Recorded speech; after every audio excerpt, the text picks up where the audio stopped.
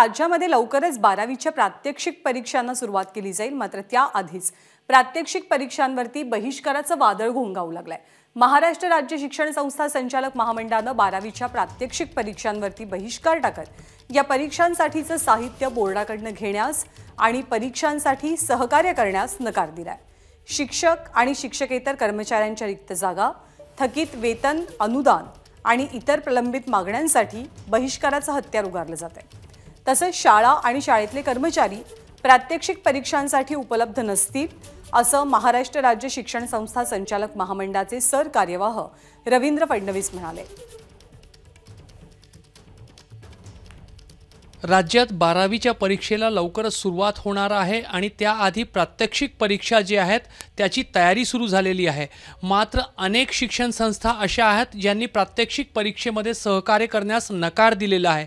नेमकं हे प्रकरण काय आहे हे यावर बोलण्यासाठी आपल्यासोबत महाराष्ट्र राज्य शिक्षण संस्था संचालक महामंडळाचे सरकार्यवाह रवींद्र फडणवीस जी आहेत। रवींद्रजी, 12वीची अत्यंत विद्यार्थी जीवनातील महत्त्वाची परीक्षा आहे।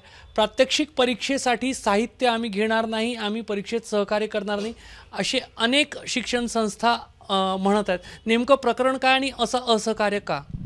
कारण असं आहे की 17 डिसेंबरला आम्ही यांना नोटीस दिलेला होता की आमच्या प्रलंबित मागण्या जर तुम्ही पूर्ण केल्या नाहीत तर आम्ही किंवा त्याच्यावर चर्चा जरी केली नाही तरी आम्ही तुमच्या कोणत्याही परीक्षा होऊ देणार नाही। त्याकरता आमच्या इमारती, आमचा कर्मचारी वर्ग उपलब्ध करून देणार नाही।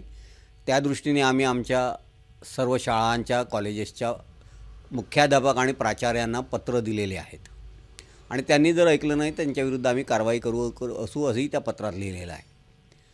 पण इतके दिवस झाल्यानंतरही आजपर्यंत ना कोणत्या अधिकाऱ्यांनी किंवा कोणत्याही मंत्र्यांनी महामंडळाशी बोलण्याला तयारी दाखविलेली नाही।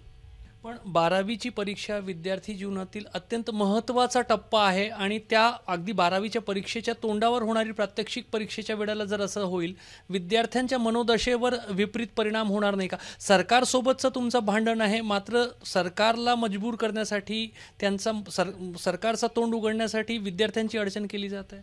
नाक दाबल्याशिवाय तोंड उघडत नाही हे म्हणणं खरं आहे। आम्ही काही प्रयत्न केले पण या सरकारचं तोंड उघडतच नाही। त्यामुळे आता आमच्याजवळ दुसरा उपाय राहिलेला नाही। आम्ही ॲक्च्युली विद्यार्थ्यांच्या भवितव्याशी खेळत नाही आहे, उलट विद्यार्थ्यांचं भवितव्य घडवण्याकरता आमचा हा लढा सुरू आहे। तर शिक्षक आणि शिक्षकेतर कर्मचाऱ्यांच्या विविध मागण्यांसाठी हा बहिष्कार टाकण्याचा निर्णय सध्या विचाराधीन आहे।